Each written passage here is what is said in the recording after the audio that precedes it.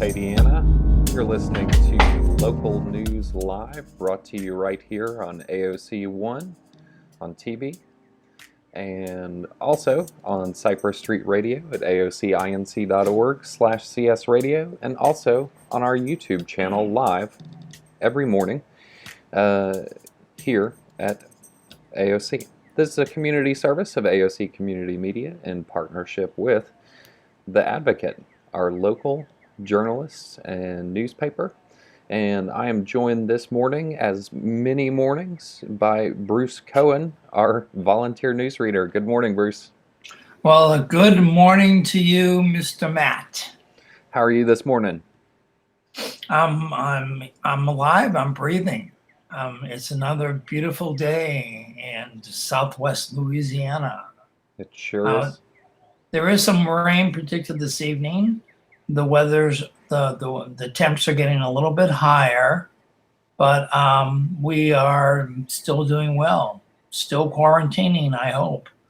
Well, this morning, with your quarantini teeny. Yeah, absolutely. Yeah, I'm enjoying this sunny and breezy weather this morning, and I'll prepare for the heat. And I'm going to let you take the news away, Bruce. Thank you so much for doing this. All right. Well, good morning, Acadiana. Just give me a few seconds. I'm reading the newspaper on my computer in kind of a little different format this morning, which is fine. So let me get to the Lafayette news portions. I want to start off with those. We try to be local. A lot about the legislature. Had their first session yesterday, so there's a lot of stories about that. Let's see. Just give me a moment here. I just brought it up. And obviously it's all mainly coronavirus related. I'm trying to find the story about Mr. Guillory's announcement yesterday. Here we go. All right. Guillory, 59% of area patients recovered. 65% have overcome COVID-19 statewide by Claire Taylor. An estimated 59% of Acadiana residents with coronavirus have recovered, and 65% of patients statewide have recovered, Lafayette Mayor President Josh Guillory said on Monday's news conference. Guillory and Governor John Bell Edwards, during news conferences on Monday, said the parish and state are making progress reducing the spread of COVID-19. Both also stressed the importance of social distancing, wearing masks, and washing hands to prevent another wave of cases that could delay the easing of restrictions and reopening of additional businesses. Overall, the numbers are encouraging, Edwards said. Over the past 3 days, the number of deaths have been the lowest in months, he said, adding, it's still a high number. The state health department reported Monday 52 new deaths in Louisiana for a total of 1,991, and for the first time in 2 weeks, no new deaths were reported in the 7-parish Acadiana region. Statewide, 20,316 people are presumed to have recovered from the virus, an increase of 3,013 over the past week. Edwards said about 9,300 people statewide have tested positive and have not recovered. In Lafayette Parish, there are about 200 active COVID-19 cases, Guillory said. That does not include people who have mild symptoms or no symptoms, but are contagious and have not been tested. That's a lot of COVID-19, Edwards said. 1/4 to 1/2 people with COVID-19 are asymptomatic or pre-symptomatic, Guillory said, and don't know they're contagious. Late last week, restaurants were allowed to offer outdoor dining, and in the past 2 weeks in Lafayette Parish, more businesses opened with restrictions for social distancing and the number of people allowed inside at one time. In some cases, Guillory said, we're not seeing the social distancing that's needed. He urged business owners and all residents to exercise caution, social distancing, and wearing masks to prevent another surge of the virus. It's incumbent upon all of us to do our part to slow the spread of the deadly disease. Jamie Angel, Chief Communications Officer for LCG, or Lafayette Consolidated Government, said on Monday. If those numbers start trending in the other direction, we'll go back to having to go through this again, and no one wants that. Wearing masks in stores and public places is not mandatory, Angel said, but very highly encouraged. Asked why Guillory doesn't require all residents to wear masks in public, Angel replied, "We have had to put the brakes on the rights of a lot of people since this started, telling people they can't go to work and limiting the number of tables in restaurants. That is a pretty extreme measure as far as what people's rights are and government's role in telling people what they can and can't do.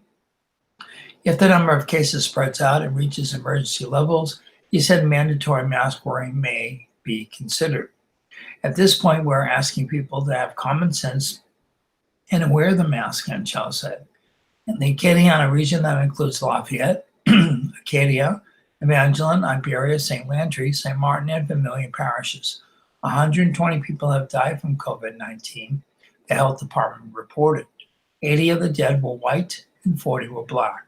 St. Landry Parish, by far, has had the largest number of deaths from the virus in the region at 45. Of the 45, 37 or 82% were white, 8 or 18% were black. In the past week, 10 additional people died in St. Landry Parish, including 8 whites and 2 blacks. Cases and deaths in the 7 Region 4 Acadiana parishes as of Monday include Lafayette, 468 cases, up 20 deaths, no change. Iberia, 270 cases, up 23 deaths, no change. St. Martin, 244 cases, no change, 18 deaths, no change. St. Landry, 191 cases, up 45 deaths, no change. Acadia, 134 cases, no change, 10 deaths, no change. Evangeline, 60 parishes, up 1 death, no change. And Vermilion Parish, 38 cases, no change, 1 death, no change. Longtime Pizza Village manager dies.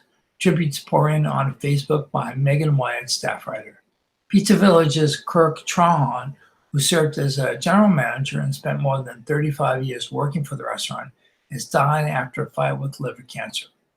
The restaurant announced Trahan's death in a Sunday post on Facebook. "Our sweet Kirk has passed on and is now at peace," the post said. "Thank you all for your love and support. He was a model team leader for almost 36 years. He was a family man with a gentle heart and a warm smile. Kirk, thank you for making us your family. We miss you dearly, and our hearts hurt." Trahan had been diagnosed with liver cancer and was receiving hospice care. Tributes poured in for the manager on the restaurant's Facebook post Sunday night. "You will always be the face for the Pizza Village on Moss Street," one person wrote. "Thank you for always being kind to everyone who entered your location.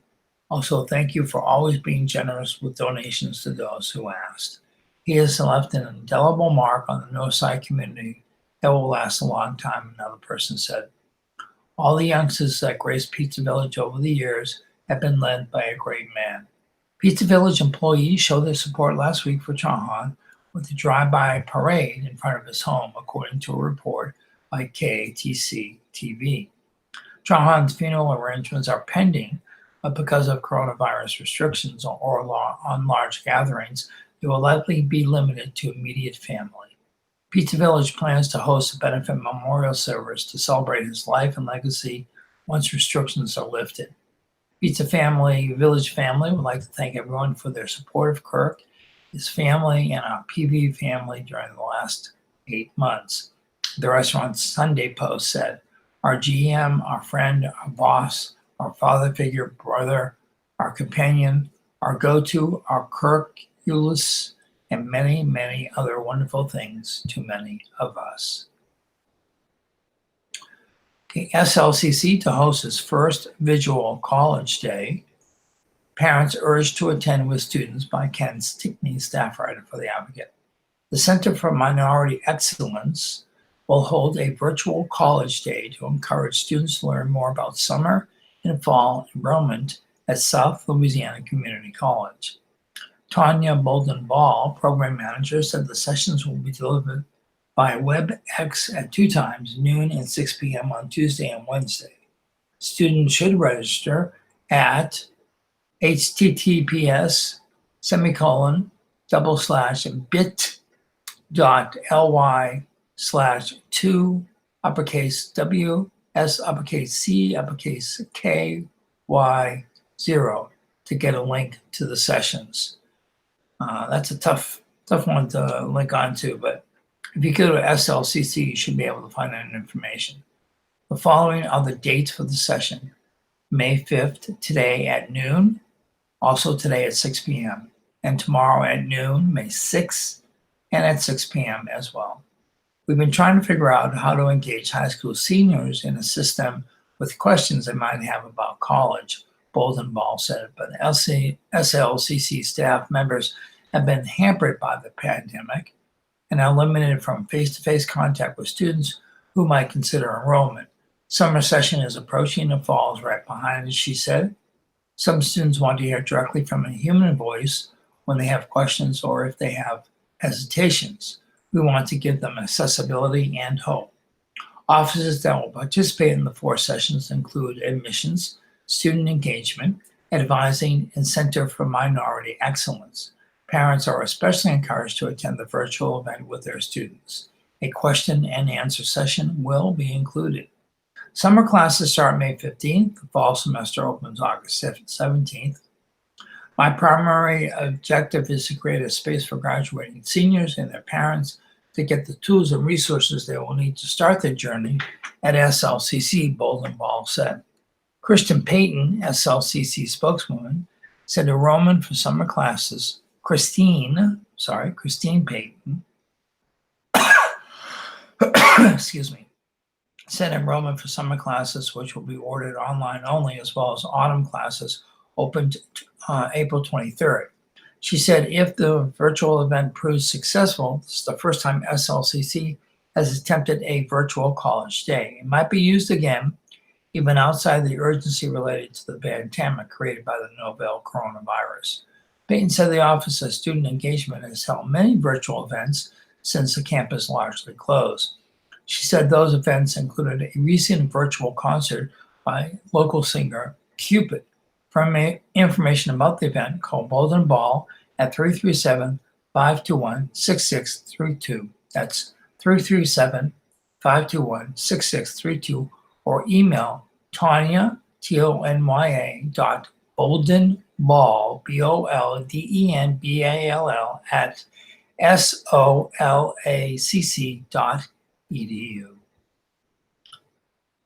Okay, and let's go to our first PSA for the morning.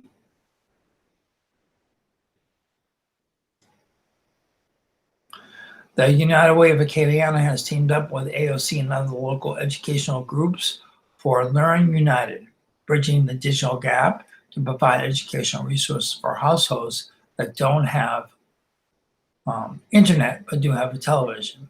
The Learn United program airs weekdays from 8 to 2 on AOC 2, Cox 16, and LUS 4, and streaming at aocinc.org/watch for the daily schedules and to submit content for the program. Visit the United Way of Acadiana website at unitedwayofacadiana.org/learn-united. In early April, Vitalant, the nation's largest independent nonprofit blood service provider, launched a program in collaboration with hospital partners, the Mayo Clinic and the American Red Cross, to treat COVID-19 patients with convalescent plasma. The Food and Drug Administration has identified and approved convalescent plasma treatment as an emergency investigational new drug. It is currently the only antibody treatment available to COVID-19 patients, and as such is a promising new treatment option. Currently, there are no vaccines or proven treatments for COVID-19 because the virus is so new. Although trials for a vaccine are underway, it is expected to be many months before one is approved. Donating convalescent plasma holds additional promise of helping a critically ill COVID-19 Patient turn the corner, said Cliff Newmark, Vitalent's chief of marketing. This procedure complements what is needed every day: blood donations help patients in a variety of reasons, from surviving trauma to undergoing chemotherapy to receiving an organ transplant. Vitalent is seeking convalescent plasma donors to help patients. Eligibility criteria are prior diagnosis of COVID-19 documented by a laboratory test or a positive serological test for the SARS-CoV-2 antibodies taken after recovery, complete resolution of symptoms for at least 14 days, meet all other current FDA donor eligibility requirements to donate plasma. Even with those requirements, there may be additional tests or other criteria required. In some instances, those who have recovered from COVID-19 may be eligible to donate even if they did not have an initial laboratory test.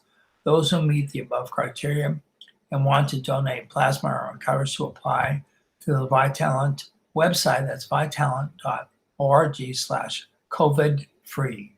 It's COVID free. For more information, please call 866-287-5762. That's 866-287-5762. Okay, turning back to the news. Let's see here.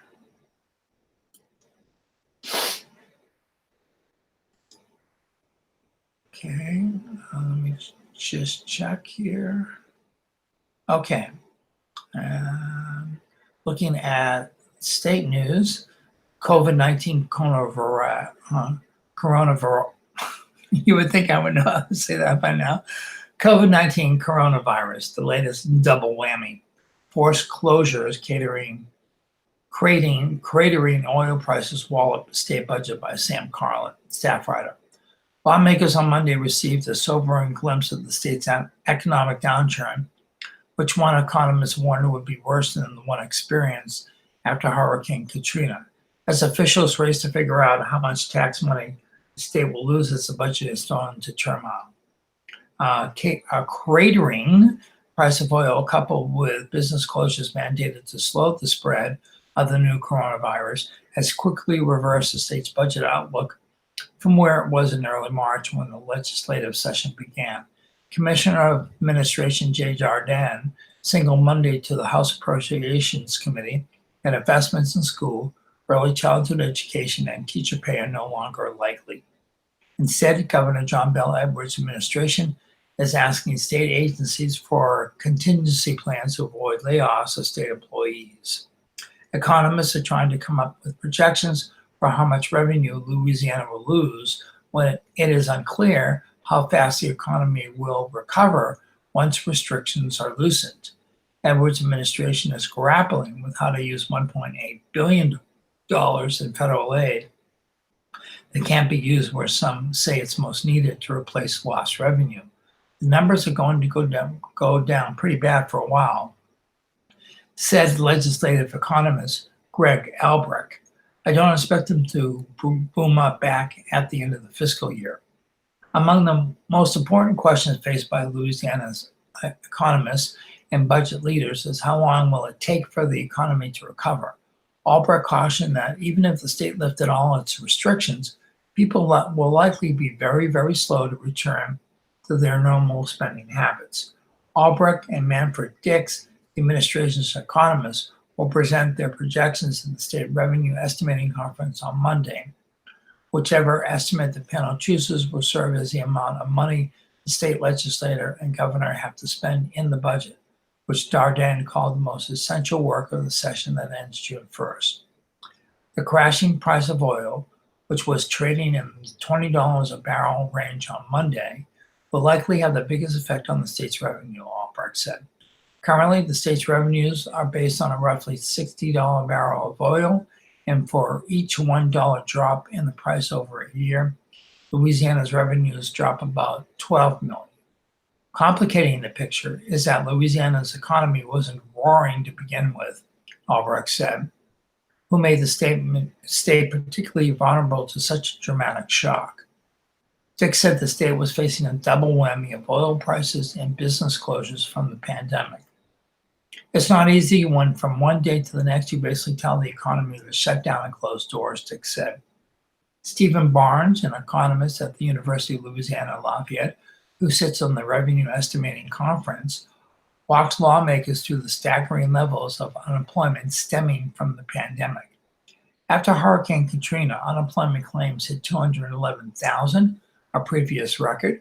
Louisiana currently has upward of 300,000 claims, Barnes said, with the number still rising quickly. As severe as Katrina was, I think this event is a big hit to the state's economy, he said. Darden said the administration will get lawmakers a list of recommended cuts shortly after the revenue estimate is cemented a week from Monday. With the $1.8 billion in federal aid for Louisiana can't be used to offset lost revenue, officials are hopeful Congress will give the state that ability or pass a new aid bill for the states like the one sponsored by U.S. Senator Bill Cassidy. Edwards said he asked Vice President Mike Pence to support that bill on Monday.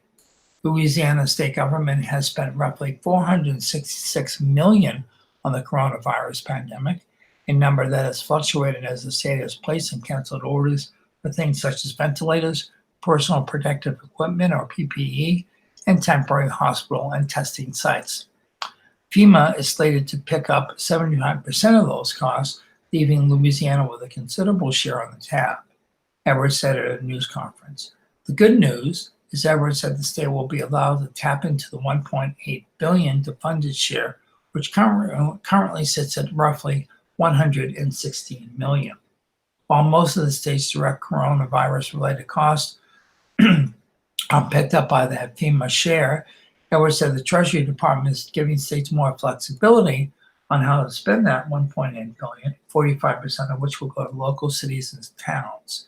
I anticipate at the end of the day, we're going to be able to find good and constructive use for all that funding, Edwards said.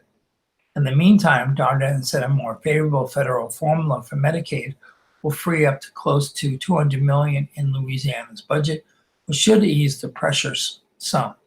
Plus, he noted the federal government has injected money in a host of areas to individuals, businesses, schools, and hospitals, among others. The governor is also proposing using much of the state's surplus from 2019, nearly $350 million, on infrastructure projects that Darden said will help stimulate the state's economy as hundreds of thousands of people remain out of work. And the Appropriations Committee passed a bill by State Representative Gary Carter, Democrat out of New Orleans, to free up money from the state's rainy day fund for use after emergencies. While lawmakers are debating whether to spend millions in extra revenue, when they arrived in Baton Rouge in early March, Darden on Monday pointed to a huge hole at the Office of Motor Vehicles budget, which is funded by fees that dried up, and at the state's corrections agency. Now we're in a whole different world, he said. Okay, moving on. Invention predicts Gulf from oil volcano. Taylor Energy Platform has been leaking for 15 years by Tristan Barrick, staff writer for The Advocate. Timmy Couvion knew the leak from the toppled Taylor Energy oil platform was bad. For 15 years, the platform's damaged wells has sent up an early sheen that sometimes stretched for miles across the Gulf of Mexico. But it wasn't until he dropped a video camera 470 feet below the surface that it really hit him. What the Bell Chase Marine contractor saw was not a gentle seep from the seafloor as Taylor Energy had long maintained, but an eruption. It was quite the underwater volcano, Couvion said of the footage. Just big globules of oil coming up by the thousands. And then we saw fish. Cutting in and out of the oily torrent were trophy-sized amberjacks that Couvion, a former commercial fisherman and charter boat captain, would have been proud to catch. It made my skin crawl, he said. Still does even now. Last April, his business, Couvion Group, began work to halt what had become one of the largest and longest-running oil disasters in U.S. history. He started from scratch, devising a containment system that would launch onto the toppled platform, catch the oil, and haul it 10 miles back to shore. As of this week, this contraption has recovered about 400,000 gallons of oil. The Coast Guard considers a release of 100,000 gallons of oil in coastal waters a spill of national significance. So we basically collected 4 major oil spills, Couvillon said, and we're going to keep on doing it. The results have been nothing short of miraculous, said the scientists and environmental groups had for more than a decade urged urged the federal government to get tough on Taylor Energy, a New Orleans-based company that has done little to stop the flow of oil since its platform, known as MC-20 Saratoga, was destroyed by Hurricane Ivan on September 14, 2004. That hurricane triggered an underwater mudslide that snapped the 550-foot tall platform legs and buried a cluster of wells. Taylor plugged some of them and added 3 containment domes, but oil continued to flow. For years, we've seen oil on the water going all the way out to the horizon, said Scott Eustace, the science director for Healthy Gulf. But the last few times we've flown out, we didn't see any. The Coast Guard ordered Taylor Energy to halt the leak in November 2018 after a government commission study estimated the platform site was releasing between 10,500 and 29,000 gallons of oil per day. That was 5 to 13 times larger than a government estimate from a year before, and vastly larger than the dozen or so gallons per day estimated by scientists hired by Taylor. Couvillon estimates he's collecting oil at a daily rate of just over 1,000 gallons. If his device has been capturing nearly all the oil and the flow has been relatively constant since 2004, the total released would be a little over 6 million gallons. That could rank the Taylor Energy leak as the 3rd or 4th largest oil disaster in the Gulf, behind the BP Deepwater Horizon spill in 2010 and the Extoc well blowout off the coast of Mexico in 1979, and on par with the hundreds of leaks in storage tanks and pipelines damaged by Hurricane Katrina in 2005. When Taylor challenged the 2018 cleanup order, the Coast Guard went ahead and hired the Couvillon Group to do the job. Taylor took swift legal action against Couvillon as well, claiming Couvillon Group was unqualified, had a poor understanding of the site's lengthy and complex history, and could have bungled the job so badly that even more oil would be released. Couvillon, who grew up in Plaquemines Parish, studied mechanical engineering at the University of New Orleans, admits his untested idea for a containment system started as a pipe dream. Once he got the contract, he and a small team sealed themselves off in an apartment and started sketching ideas. We pounded it out on a weekend, he said. I remember it was when the Saints beat the Rams and I missed it.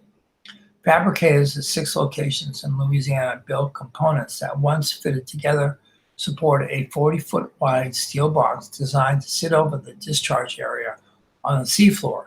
The Coast Guard didn't want the box to touch the ground and potentially churn up oil embedded in the mud. So Couvillon figured out a way to attach the 200-ton system to the wrecked platform. It's all beat up, bent, and kinked, so it wasn't easy, he said. The leak bubbles up into the box, and then a separator divides the natural gas, oil, and water. The oil is stored in tanks and then offloaded at a dock in Venice. In February, Couvillon presented his progress at the Gulf of Mexico Oil Spill and Ecosystem Science Conference in Tampa. The underwater video projected on a giant screen drew gas. The normally staid crowd of scientists gave Couvillon a raucous round of applause. We've been pushing this for so long, said Ian McDonald, a Florida State University oceanographer. Couvillon Group had had a lot of challenges, the engineering, the installation, the legal challenges, but they did the job. They deserve a bit of credit for what they've done. But McDonald added, the containment system is not perfect. Strong currents sometimes push oil beyond its reach, and it's not a permanent fix.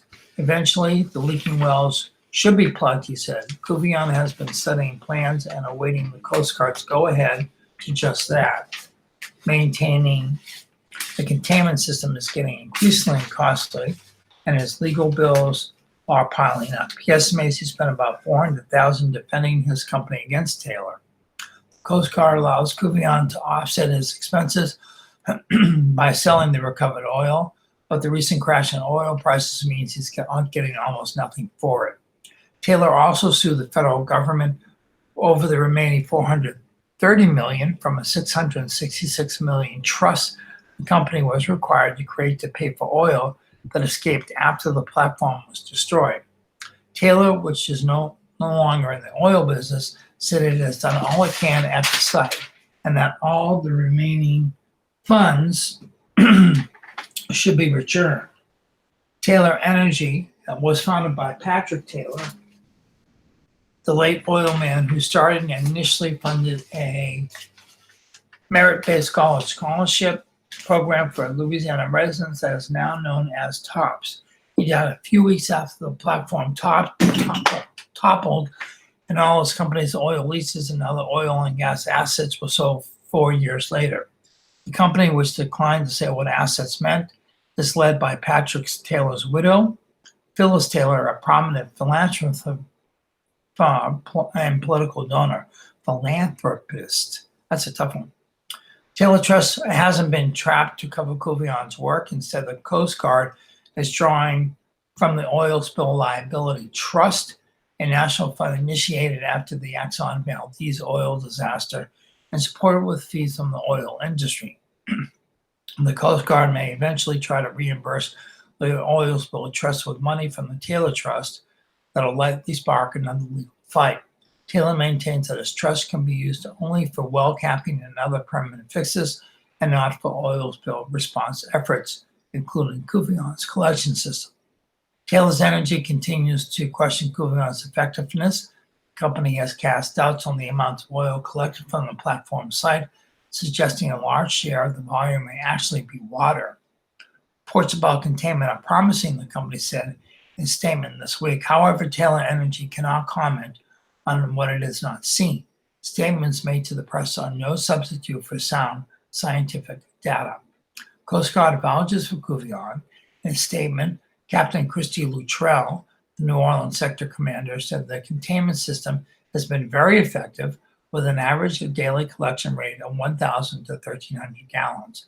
The more than 375,000 gallons the Coast Guard has verified is of a resellable grade composed of less than 1% water. The company remains dubious. Unfortunately, the Coast Guard has refused Taylor Energy's multiple requests for data to verify his claims about how much oil is being collected from the seafloor, nor has the Coast Guard provided any explanation for its campaign of concealment, the company said. Taylor also disputes the release volume cited by the Coast Guard and the cause of the sheens. Christopher Reddy, a marine scientist hired by Taylor, said the sheens are likely produced by oil released from the seafloor sediment rather than an active leak from a well. The seafloor was heavily contaminated with oil when the platform was destroyed, and relatively small quantities of the oil bubbles up to the water surface, Reddy said. He cautioned that any restoration or cleanup work at the site could release a large quantity of oil. Kuvion shrugs at Taylor's concerns. The proof of his success is easy to see. It's in the sheen-free water and the tank after tank of oil he hauls away. It is just truly unbelievable that this was allowed to happen for so long, he said. I guess it's about having a can-do versus a cannot-do attitude. We went with can-do and we rocked it. And boy, was that a long story, but a very important one because our area is so involved in oil and gas production. So I appreciate you hanging in there, listening to that very long story. Let's get back to the time in the broadcast, the half-hour mark, when we will do a couple PSAs first, and then we will do our day in history and our zodiac. Okay. Keeping calm for the COVID hotline. If you're feeling overwhelmed with stress, fear, and anxiety about the uncertainty surrounding the public health emergency, There is a special keeping calm through COVID hotline you can call. This connects you to trained, compassionate counselors who can offer support and who can direct you to mental health and substance abuse counseling services. Trained counselors are available 24/7.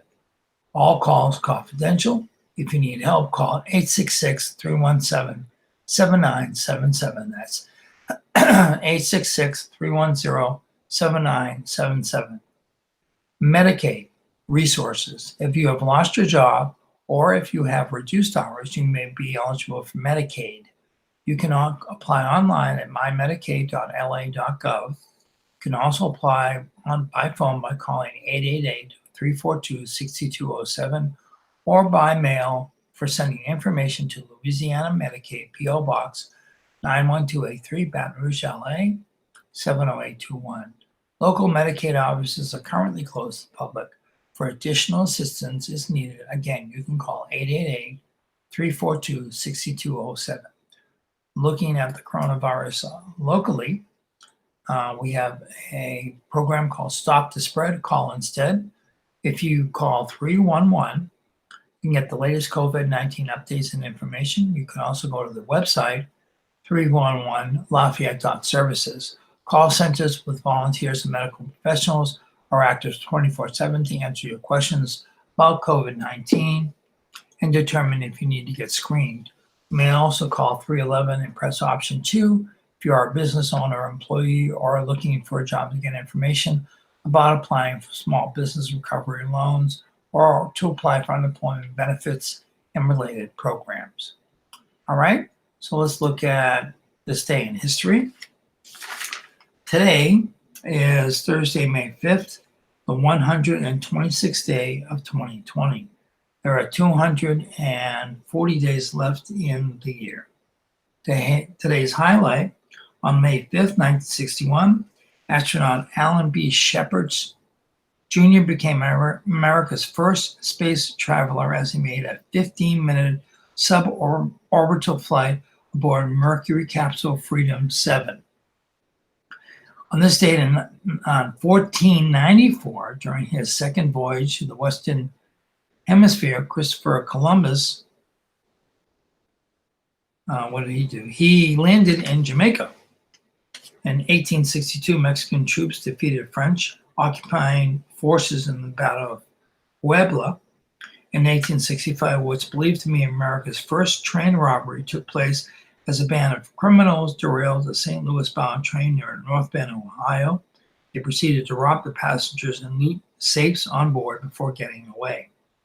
In 1925, schoolteacher John T. Scopes was charged in Tennessee with violating a state law that prohibited teaching the theory of evolution. Scopes was found guilty, but his conviction was later set aside. In 1942, wartime sugar rationing began in the United States. In 1945, in the only fatal attack of its kind during World War II, a Japanese balloon bomb exploded on Gerhardt Mountain in Oregon, killing the pregnant wife and minister and 5 children. Denmark and the Netherlands were liberated as a German surrender went into effect. In 1985, President Ronald Reagan kept a controversial promise to West Germany Chancellor Helmut Kohl by leading a wreath-laying ceremony at the military cemetery at Bitburg. 1987, the congressional Iran-Contra hearings opened with former Air Force Major General Richard B. Secord to lead off the witness. In 1994, Singapore caned In 1994, Singapore caned American teenager Michael Fay for vandalism, a day after the sentence was reduced in response to an appeal from President Clinton. In 2009, Texas health officials confirmed the first death of a U.S. resident with swine flu. 10 years ago, preliminary plans for a mosque and cultural center near Ground Zero in New York were unveiled, setting off a national debate over whether the project was disrespectful to 9/11 victims and whether opposition to it exposed anti-Muslim biases. 5 years ago, Secretary of State John Kerry made an unannounced trip to Somalia in a show of solidarity with the government trying to defeat al-Qaeda allied militants and end decades of war in the African country. Kerry was the first top U.S. diplomat ever to visit Somalia. 1 year ago, White House National Secretary Advisor John Bolton said the Pentagon was deploying an aircraft carrier and other military resources to the Middle East. A defense official later said there had been clear indications that Iran and its proxy forces were preparing to possibly attack U.S. forces in the region. And for today's birthdays, we'll just announce a few. Actress Pat Carroll is 93. And actor Michael Murphy is 82. Comedian actor Michael Palin from Monty Python is 77. Actor John Rhys Davies is 76. Newsman Brian Williams is 61. And actor Vincent Karthesser is 41. Thought for today: great minds discuss ideas, average minds discuss events, small minds discuss people. Quote from Admiral Hyman G. Rickover, father of America's nuclear navy, 1900 to 1986. Okay, and we're going to look at the zodiac right now. Let me scroll down to that. It'll just take me a few moments here.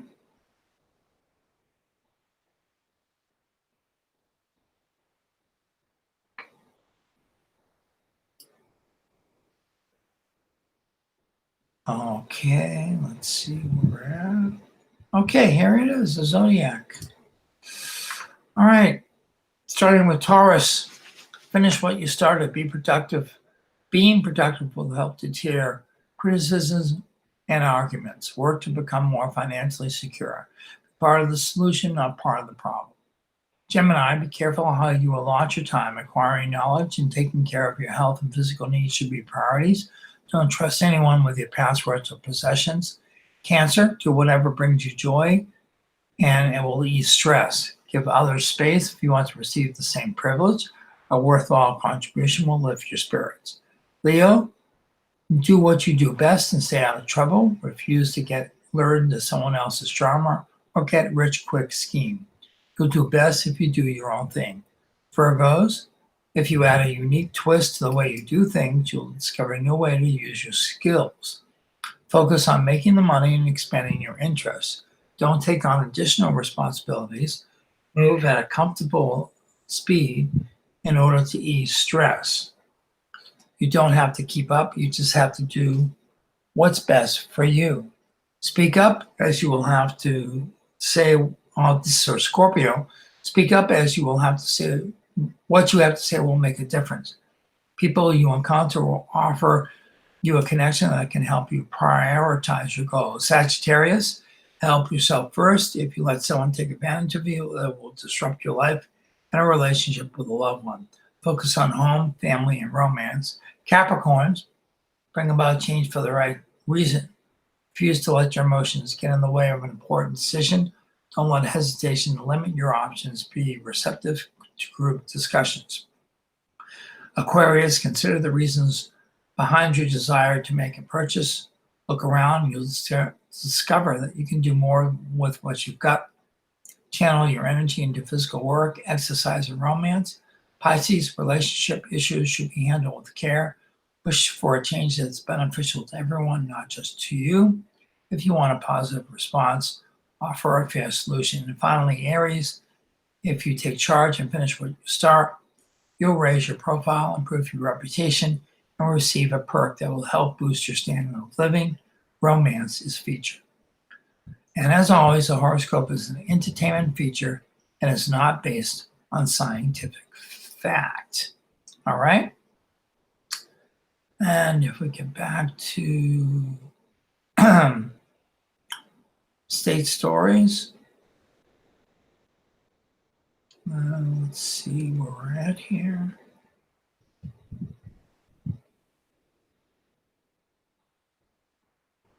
Okay, Give me a second, folks. Thank you for your patience.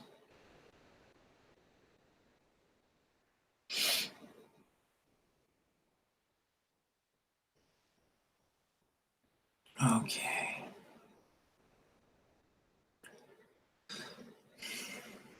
Okay, legislature reconvenes amid coronavirus. We talked about that earlier.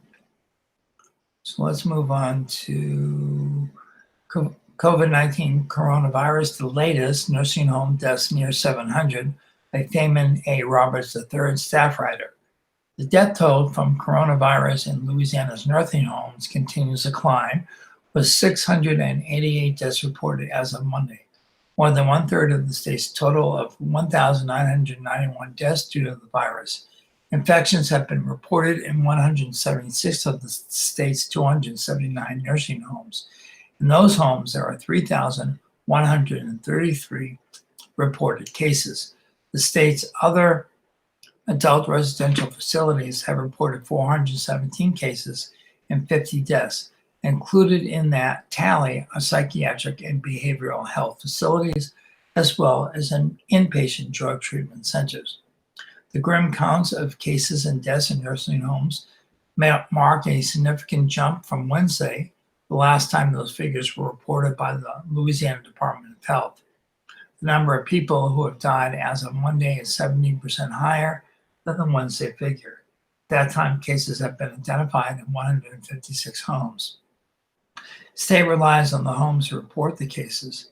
The new coronavirus has been deadly in nursing homes in Louisiana and around the country, as residents often suffer from the underlying health issues that make it more likely that they will die from the illness. Nationwide, the death tolls in homes have been estimated to be potentially more than 10,000 people.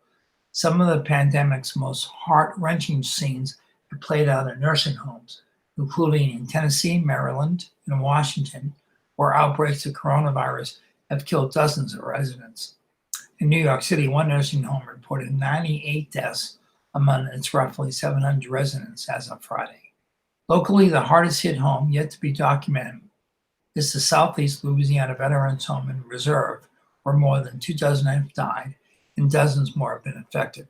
Staggering costs and lives have led to increasing calls around the country from federal and state officials to release the names of homes and where there have been outbreaks of the disease. In Louisiana, the state's health department reported clusters of the disease until April 1st, when citing increasing volume and a desire to focus on the patients. Officials said they will report infection and death totals going forward. Governor John Bel Edwards has said that Louisiana will move to a targeted testing program that will include nursing homes, but details of that plan have not yet been made public. Okay, another coronavirus-related story. 200,000 coronavirus tests headed to LA to provide Louisiana with 200,000 more test kits a month, though the state will be on the hook for some components of the test. If that total comes through, Louisiana will be in a position to test about 4.3% of its population a month. The federal government has advised states that have the ability to test at least 2% of its population a month. The governor said he will consider the possibility of loosening restrictions across the state by region on May 15th, as certain areas of the state continue to fall short of federal benchmarks for reopening.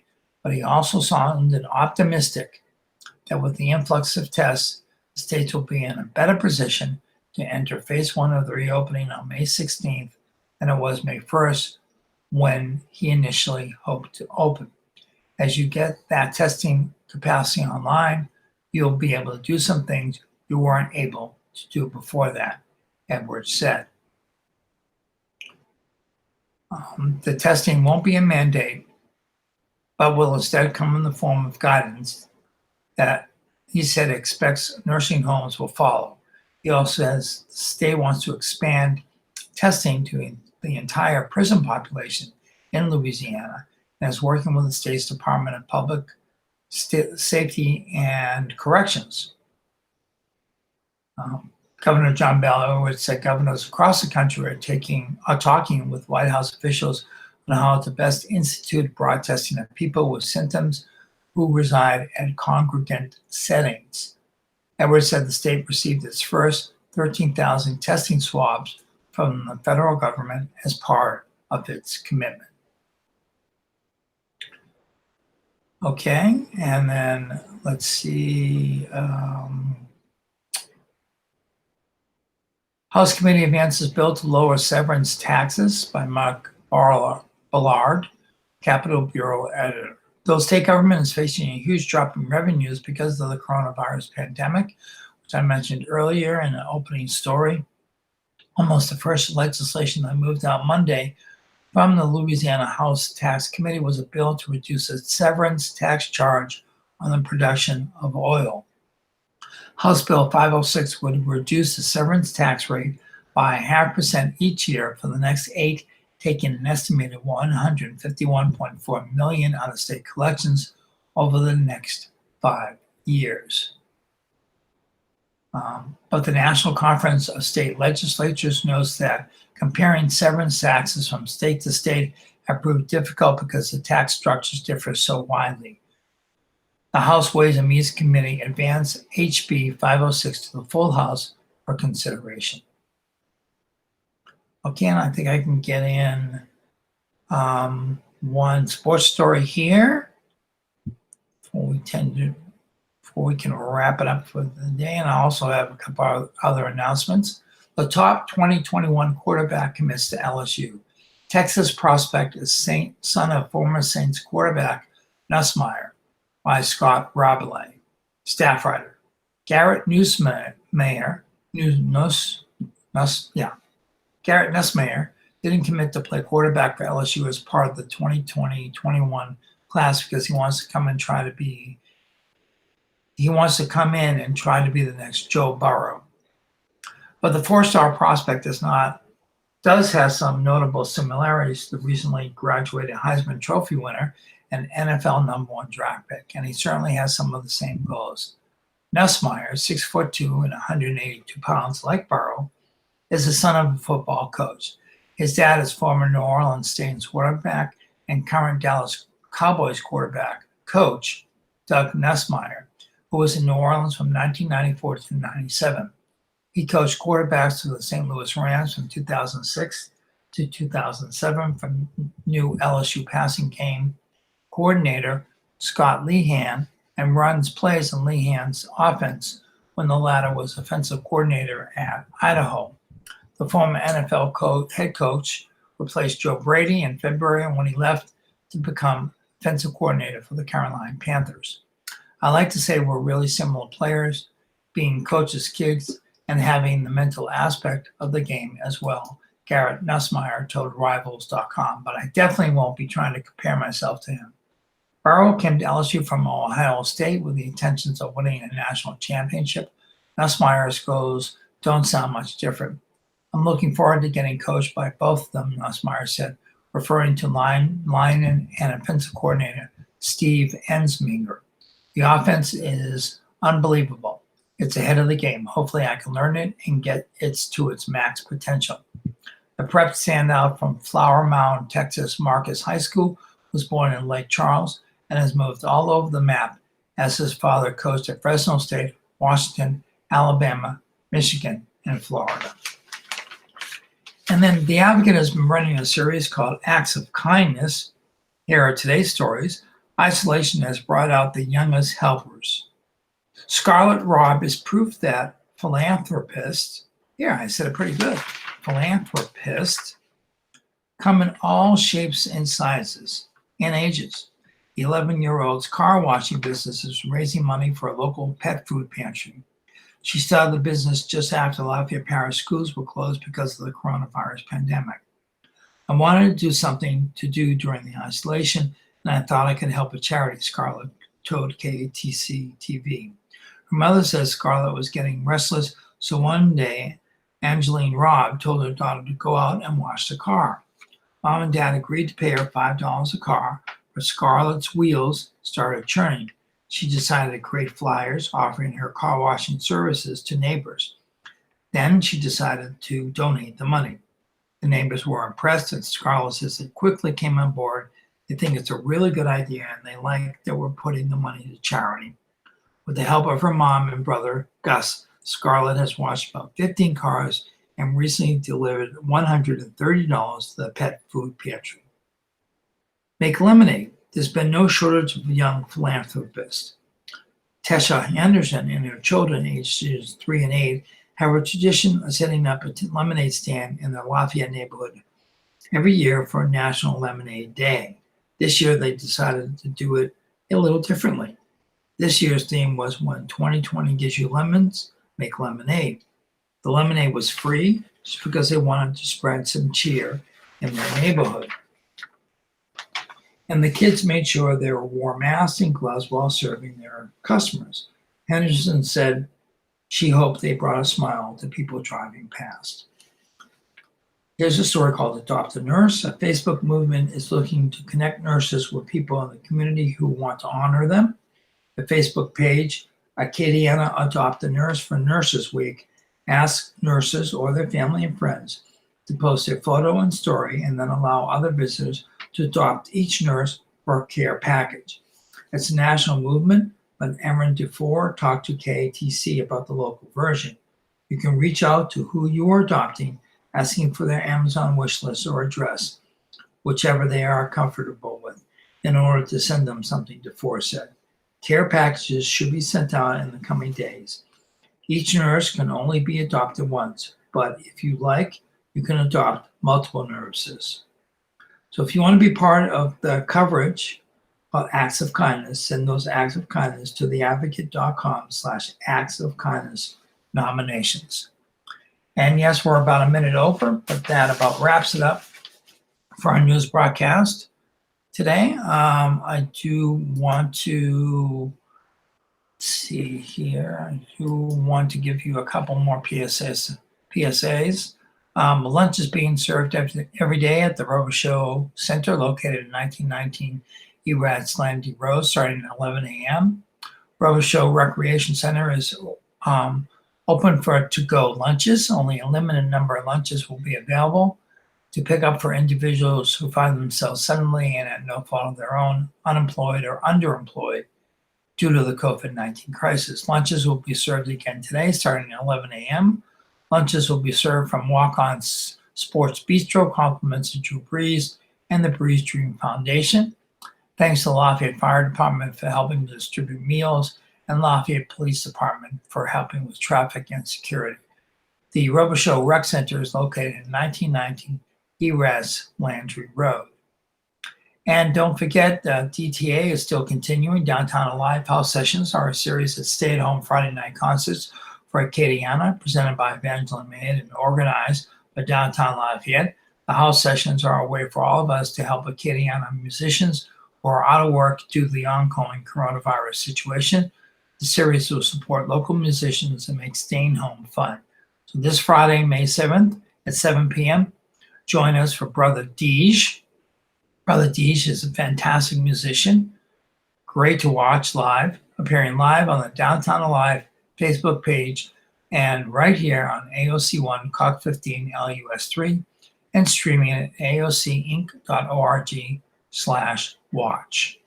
So be sure to tune into that. As always, stay safe, stay healthy, continue to follow the protocols, wear those masks if you're going out in any public area where there are people gathered. Please wear your mask, wash your hands, take precautions, take your hand sanitizer with you wherever you go. If you're going out and about or if you're staying at home, still take precautions. This virus is very deadly, obviously, and will be around for a little bit of time, hopefully not forever, but for a while at least. So please stay healthy, stay safe, and above all, be kind to each other. Thank you for listening and have a great morning.